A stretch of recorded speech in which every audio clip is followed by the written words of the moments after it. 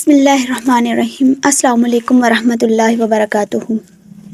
آج ہم قرآن مجید کی دوسری سورت بقرہ کے بارے میں پڑھیں گے، جو قرآن مجید کی طویل ترین سورت ہے۔ سب سے پہلے ہم اس کا تعارف کریں گے، اس سورت کا، کہ اس کا نام سورت بقرہ ہی کیوں، اور اس میں کیا ہمارے لیے پیغام ہے۔ تو سب سے پہلے جیسے ہی ہم اس سورت کی دہلیز میں قدم رکھتے ہیں تو ہمیں سب سے پہلے دو چیزیں دکھائی دیتی ہیں، اس سورت کا نام یعنی سورت بقرہ، اور دوسری چیز اس کے پہلے الفاظ پر ہماری نظر پڑتی ہے، یعنی الف لام میم۔ اب سب سے پہلے سورت بقرہ، اگر سورت بقرہ کا پس منظر دیکھا جائے تو اس میں ہوا یہ تھا کہ بنی اسرائیل میں ایک نوجوان کا قتل ہو گیا تھا، تو قاتل چھپ گیا، تو اللہ تعالیٰ نے حکم دیا کہ ایک گائے کو ذبح کرو اور اس کا ٹکڑا جو ہے وہ مقتول کو مارو۔ تو اللہ تعالیٰ نے حکم بالکل سیدھا سیدھا دیا، لیکن بنی اسرائیل نے اپنی عقل کے گھوڑے دوڑانا شروع کر دیے اور بے جا تفصیلات اور گہرائی میں پڑ گئے کہ اس کی عمر کتنی ہو، اس کا رنگ کیسا ہو، وہ دکھتی کیسی ہو۔ یعنی اللہ تعالیٰ نے ایک سادہ سا حکم دیا، لیکن انہوں نے خود اتنی گہرائی میں پڑھ کر اپنے لیے خود مشکل پیدا کر دی۔ یعنی انہیں چاہیے تھا کہ اللہ تعالیٰ نے جیسا حکم دیا اس پر عمل کرے، مطلب اللہ تعالیٰ کے سامنے سر تسلیم خم کر دے، لیکن انہوں نے ایسا نہیں کیا۔ تو اللہ تعالیٰ نے اس واقعے کو پوری سورت کا عنوان بنا کر قیامت تک کے انسان کو یہ پیغام دے دیا ہے کہ دین میں ہر جگہ منطق یعنی لاجک اور کیوں، کب، کیسے کے سوالات نہیں چلتے۔ جہاں اللہ کا حکم آ جائے وہاں عقل کی حد ختم ہو جاتی ہے اور بندگی شروع ہوتی ہے۔ یعنی عقل دوڑانے کی بجائے ہمیں دل سے تسلیم کر لینا چاہیے، جو اصل بندگی اور سچا ایمان ہے۔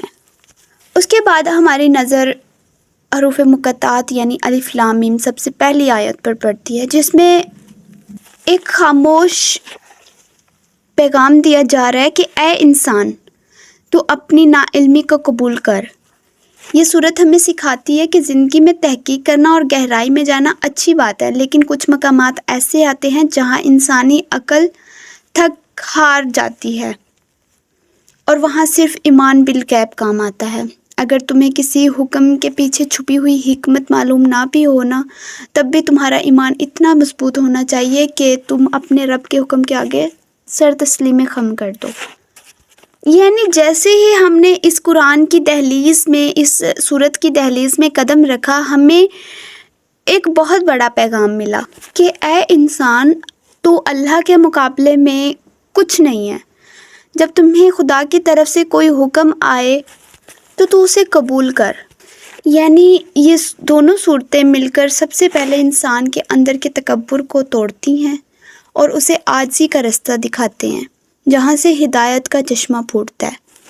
اس کے بعد یہ تو ہم نے قرآن کا سرسری جائزہ لیا، سرسری تعارف کیا، لیکن اگر اس کی گہرائی میں جائیں تو ہمیں اس میں انسان کی تعمیر کے 3 پہلو نظر آتے ہیں۔ یعنی اگر ہم قرآن مجید کی پہلی سورت یعنی سورت فاتحہ میں دیکھیں تو اللہ تعالیٰ نے سب سے پہلے اس میں اپنی پہچان کروائی، انسان کو جھکایا، اسے خدا سے گفتگو کا سلیقہ سکھایا۔ اب دوسری سورت کے آغاز میں اللہ تعالیٰ نے انسان کو اس معاشرے کی پہچان کروائی جہاں اسے رہنا ہے۔ تو اللہ تعالیٰ بتاتا ہے کہ اس معاشرے میں 3 قسم کے انسان ہوتے ہیں۔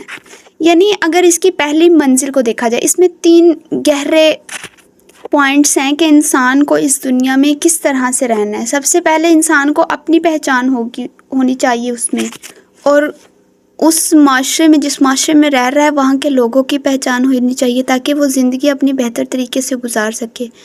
تو اللہ تعالیٰ نے سب سے پہلے اس معاشرے کے 3 انسانوں کی بات کی ہے، یعنی اس معاشرے میں 3 قسم کے انسان ہوتے ہیں۔ سب سے پہلا مومن، یعنی جس کا دل نور ایمان سے منور ہوتا ہے۔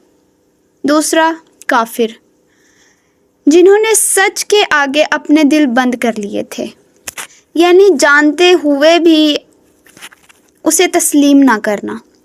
اور تیسرے جو اندر سے کچھ اور باہر سے کچھ تھے، یہ صورت ہمیں سب سے پہلے اپنے اندر جھانکنے اور اپنے ماحول کو سمجھنے کا شعور دیتی ہے، تاکہ ہم اپنی اصلاح کر سکیں اور دیکھ سکیں کہ ہمارا شمار کس صف میں ہو رہا ہے۔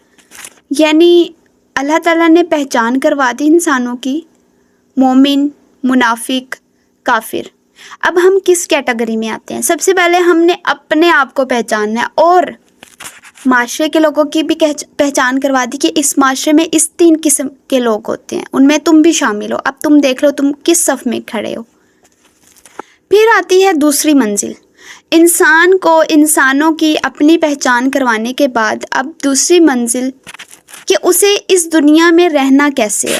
یعنی جب انسان نے اپنے آپ کو پہچان لیا، اپنے ماحول کو پہچان لیا، تو اللہ تعالیٰ اب اسے اندھیرے میں بھٹکنے کے لیے اکیلا تو نہیں چھوڑ سکتا نا۔ تو اب اللہ تعالیٰ نے اسے زندگی گزارنے کے لیے ایک مینول اور قوانین کی فہرست پیش کر دی، جس میں اللہ تعالیٰ نے خاندانی قوانین، نکاح، طلاق، عبادات اور معاشرتی حقوق کا ضابطہ انسان کے ہاتھ میں تھما دیا، جس پر چل کر وہ ایک بہترین، باامن اور متوازن زندگی گزار سکتا ہے۔ اب اپنی پہچان کرنے کے بعد، ماحول کی پہچان کرنے کے بعد، اب اسے زندگی گزارنے کا بھی پتہ چل گیا کہ کس طرح سے زندگی گزارنی ہے۔ اب اس کی تیسری منزل آتی ہے، جو ہے روح کی پرواز کی منزل۔ قوانین پر عمل کرتے ہوئے انسان دنیا کے ہجوم اور گہما گہمی میں کھو سکتا ہے۔ مال و دولت کی محبت انسان کو اندھا کر سکتی ہے، اس لیے اللہ تعالیٰ نے اس صورت کا آخری حصہ انسان کو یعنی اس کی روح کو آلودگی سے بچانے کا ایک کمال انتظام کیا ہے۔ یعنی اللہ تعالیٰ انسان کو سکھا رہا ہے کہ اگر تم نے اس جال سے نکلنا ہے، اگر تم نے جو دنیاوی جال ہے، جیسے اگر تم نے مال کے جال سے نکلنا ہے تو تم اللہ کی راہ میں خرچ کرنا سیکھو۔ اور یہ جو ہیں انسان کے اندر ہمدردی اور احساس کو پیدا کرتے ہیں، جو انسان کی روح کو بیمار ہونے سے بچاتا ہے۔ جب انسان نے اپنے آپ کو، اپنی روح کو بھی اس دنیا میں رہتے ہوئے روح کو آلودگی سے بچانے کے طریقے بھی پتہ کر لیے، تو اب انسان کی روح کو وہ پاکیزہ پرواز ملتی ہے جو انسان کو اس بات پر مجبور کرتی ہے کہ وہ خوبصورت الفاظ کے ذریعے اللہ کی عظمت کا اقرار کرے، یعنی آیت الکرسی۔ اور پھر اس پورے سفر کے آخر میں انسان انتہائی عاجزانہ طریقے سے دعا کے ساتھ اللہ تعالیٰ کی رحمت کی آغوش میں پناہ لیتا ہے، یعنی اے میرے رب، اگر مجھ سے بھول چوک ہو جائے تو ہماری پکڑ نہ کرنا۔ یعنی یہ کتنی خوبصورت صورت ہے کہ اس میں اللہ تعالیٰ نے انسان کو اس دنیا میں رہنے کا طریقہ بتایا۔ صرف رہنے کا طریقہ نہیں بتایا، سب سے پہلے انسان کو اس کی اور اس کے ماحول کی پہچان کروائی۔ پہچان کروانے کے بعد اسے نہ صرف وہاں پر رہنے کا طریقہ بتایا کہ کس طرح سے رہنا ہے، بلکہ اس کی روح کو بھی اس دنیاوی جال سے بچانے کے لیے اس کی روح کے پرواز کا طریقہ بھی بتایا۔ اب ہم قرآن مجید کی سورت کا آغاز کر رہے ہیں، تو سب سے پہلے آغاز کرتے ہیں بسم اللہ الرحمن الرحیم۔ الف لام میم۔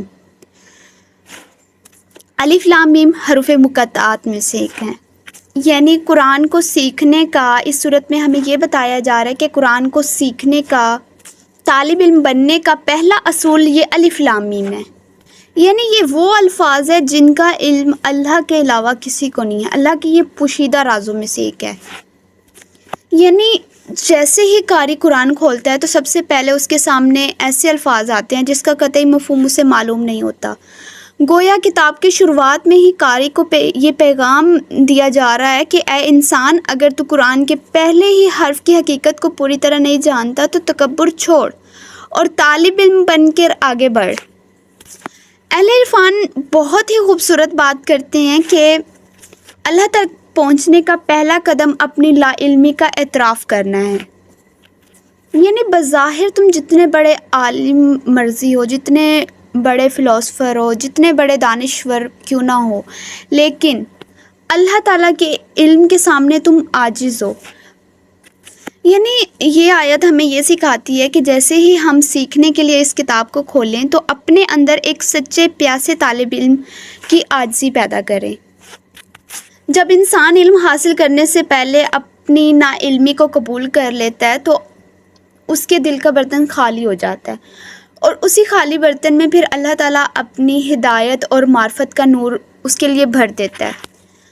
اب پہلی آیت میں جیسے ہی اللہ تعالیٰ نے اس آیت یعنی الف لام میم میں کے ذریعے انسان کو اس کا آئینہ دکھایا ہے، اس کے سامنے اس کی اوقات رکھ دی ہے، یعنی کہ اے انسان تو کتنا ہی بڑا دانشور، فلاسفر یا سائنسدان کیوں نہ بن جائے، تو میری کتاب کے پہلے ہی لفظ کے سامنے بالکل بے بس اور نادان ہے، تو کچھ نہیں جانتا۔